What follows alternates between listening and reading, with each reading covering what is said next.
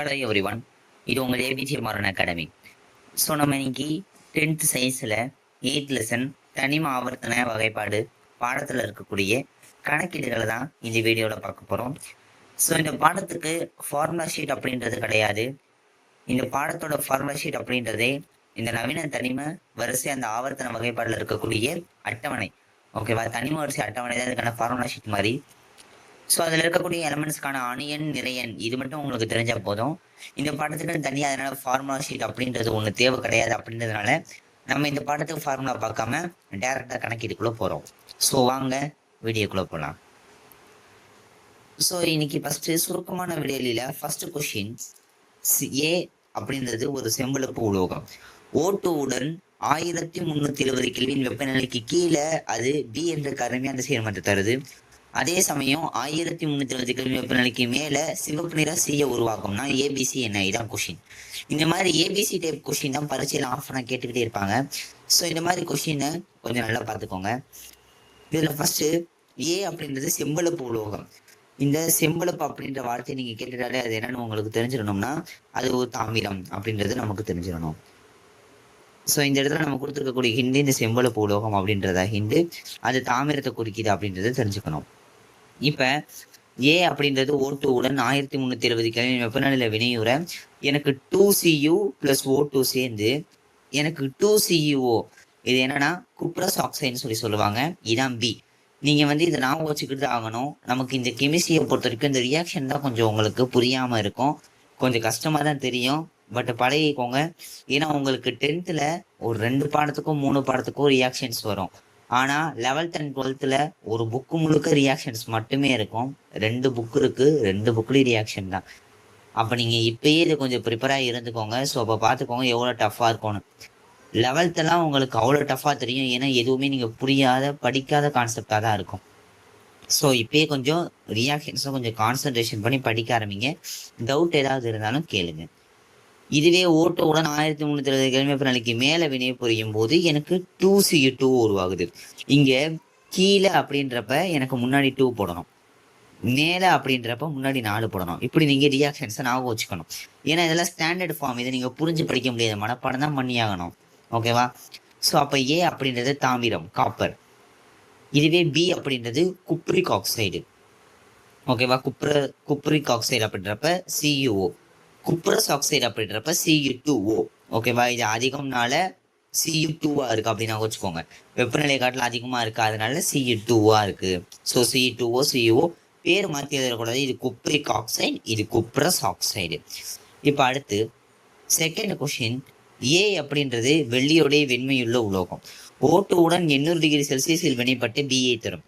ஏவோட உலோக கலவை விமான பாகம் செய்யப்படும். இது ரொம்ப இம்பார்ட்டன்ட், நீங்கள் இதை வச்சு கண்டுபிடிச்சல. விமான பாகம், எனக்கு விமான பாகம் செய்யப்படுறது எலமெண்ட் என்னன்னா அலுமினியம் மட்டும்தான். அலுமினியம் மட்டும்தான் எனக்கு விமான பாகம் செய்ய பயன்படும். ஸோ அந்த காரணத்தினால எனக்கு ஏ அப்படின்றது நிச்சயமாக அலுமினியமாக தான் இருக்கும். வெள்ளி வெண்மைன்னு ஒன்றே நம்ம கண்டுபிடிச்சிருக்கலாம். வெள்ளியோட வெண்மை அப்போ வெண்மையாக இருக்கணும், அப்போ அது நிச்சயமாக மெட்டலாக தான் இருக்கணும். அதுவே விமான பாகம்னா அலுமினியம் தான் அப்படி சொல்லி நீங்கள் சொல்லிடுவீங்க. இப்போ 4 அலுமினியம் O2ஓட சேரும் போது உங்களுக்கு 2Al2O3 கிடைக்கும். Aluminium oxide Al2O3.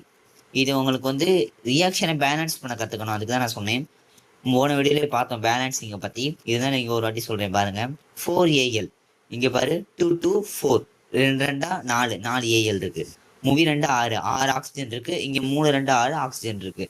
அப்போ இந்த இடத்துல பார்க்குறப்ப 4Al 6O2, 6 ஆக்சிஜன். ஓகேவா?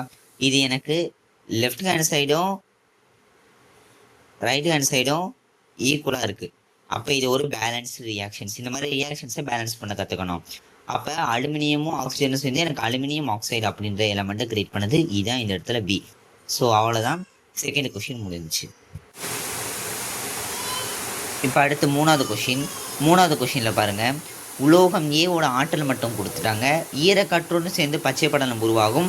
இதுவே அடர் H2SO4 சேர்க்கும் போது CDA தரும். டின்றது ஒரு வாயுநிலை சேர்மம். அப்போ ABCDன்றது என்ன தான் கொஷின். நல்லா தெரிஞ்சுக்கோ, இதை வச்சு நீ எழுதிடலாம். இது ஆற்றல் மட்டும் கொடுத்துட்டியா, கூட்டிப்பாரு. 8 2 10, 10 ஒரு 18, 10 10 ஒரு 18 28, 28 1 டோட்டலாக 29 கிடைக்கும். அணியன் 29 இருக்கிற எலமெண்ட் என்னென்னு பார்த்தா காப்பர். அப்போ இது தாமிரம். நீ இதை வச்சு ஈஸியாக உனக்கு காப்பர்னு சொல்லிடலாம். இந்த இடத்துல 2Cu + O2 + CO2 + H2O. இங்கே பார்த்தீங்கன்னா எனக்கு ஈரக்காற்றுடன் வினை புரியும். ஈரக்காற்றுன்றப்ப உங்களுக்கு காற்றுனாலே அதில் பொதுவாக ஈரம் இருக்கும் அப்படின்றப்ப H2O வரும். காற்றுனா வாயுக்களும் இருக்கணும். இதில் நம்ம மெயினாக எந்த வாயுவை மட்டும் எடுத்துக்கிறோன்னா O2வையும் CO2வையும் நம்ம எடுத்துக்கிறோம். அப்போ ஈரக்காற்றுன்னு கொடுத்துருக்கான். அப்போ ஈரத்துக்கு H2O, காற்றுக்கு O2O CO2ஓட காப்பர் வினை புரியும். வினை புரியும் போது CuCO3 .CuOH2ன்னு ஒரு ஹைட்ரேட்டடு இருக்கக்கூடிய ஒரு எலமெண்ட் க்ரியேட் ஆகுது. ஓகேவா? ஸோ அப்போ எனக்கு இந்த இடத்துல இந்த CuCO3 காப்பர் கார்பனேட் அப்படின்றது தான் எலமெண்ட் பியாக கன்சிடர் ஆகுது. இங்கே காப்பரோட நான் H2SO4 சேர்க்கும் போது எனக்கு என்ன ஆகும்னா, இந்த இடத்துல கொஞ்சம் ரியாக்ஷன்ஸ் புரிஞ்சுக்கோ. காப்பரும் இந்த சல்ஃபரும் சேர்ந்து காப்பர் சல்ஃபேட்டாக மாறிடும். ஆனால் இந்த இடத்துல 2 SO4 இருக்குது. அப்போ ஒரு SO4 இருக்கும். அந்த SO4ம் அந்த SO4ல் ஒரு O2 மட்டும் அந்த SO4ல் இருக்கக்கூடிய இதில் இது ரெண்டாக பிரிச்சுக்கிறோம். O2 இதில் இருக்கக்கூடிய இந்த ஒரு O2 இந்த Sஓட சேர்ந்து SO2ஓவாக இங்கே மாறிடுது. இங்கே ஆல்ரெடி 2H2 இருக்குது, இங்கே ஒரு O2 இருக்குது. அப்போ இதுவும் இந்த O2வும் சேர்ந்து எனக்கு இந்த H2ஓவை க்ரியேட் பண்ணுது. ரியாக்ஷன்ஸை பிரித்து வச்சுப்பாரு. காப்பர் இருக்குது, H2SO4 இருக்குது. இந்த H2SO4ல் 2 H2SO4 இருக்குது. அதில் ஒரு SO4ஐ நான் காப்பரோடு சேர்த்து காப்பர் சல்ஃபேட்டாக மாற்றிட்டேன். இன்னொரு SO4ல் இருக்கக்கூடிய O4ஐ O2 சொல்லி ரெண்டாக எழுதிக்கலாம். இந்த O2 இந்த சல்ஃபரோடு சேர்ந்து SO2வாக மாறிடும். இந்த O2 இந்த H2ஓடு சேர்ந்து H2ஓவாக மாறிடும். இந்த மாதிரி ரியாக்ஷன்ஸை நீங்கள் பிரித்து எழுத கற்றுக்கிட்டா ரியாக்ஷன்ஸை நீங்கள் மனப்பாடம் பண்ண தேவையில்லை, புரிஞ்சுக்க ஆரம்பிச்சிருவீங்க. உங்களுக்கு இது ஒரு இன்ஆர்கானிக் கெமிஸ்ட்ரி அப்படின்றதுனால உங்களுக்கு கொஞ்சம் ரியாக்ஷன்ஸ் இப்படி இருக்கும். ஆர்கானிக் டைப்பில் வர்றப்ப ஈஸியாக இதை விட புரிஞ்சு கற்றுக்கிற மாதிரி நம்ம பார்ப்போம்.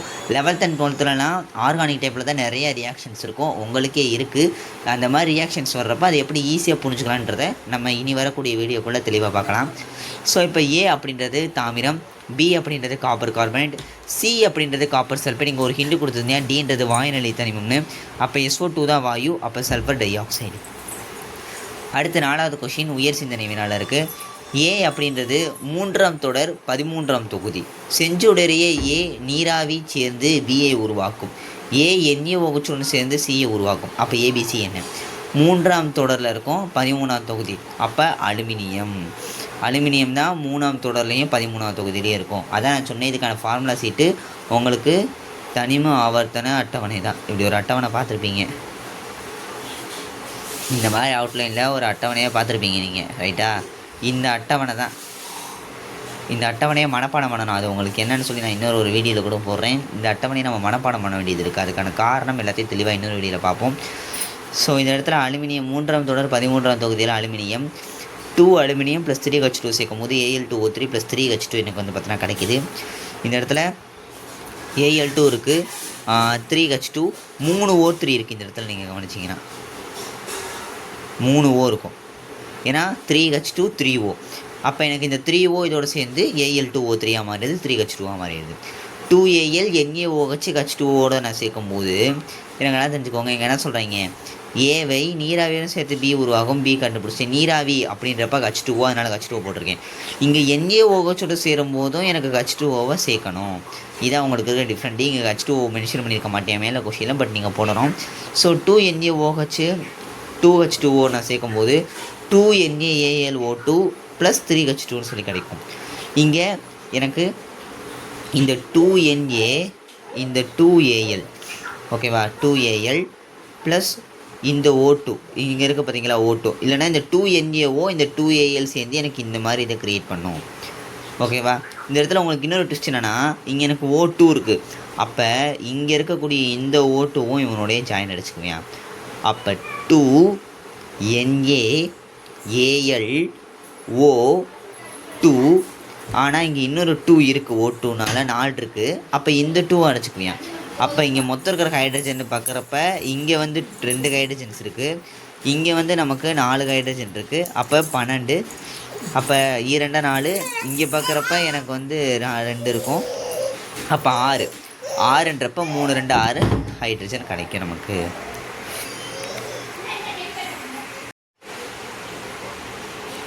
ஸோ அவ்வளவுதான். நம்ம இன்றைக்கி தனிம ஆவர்த்தன வகைப்பாடில் இருக்கக்கூடிய கணக்கீடுகளை முடிச்சிட்டோம்.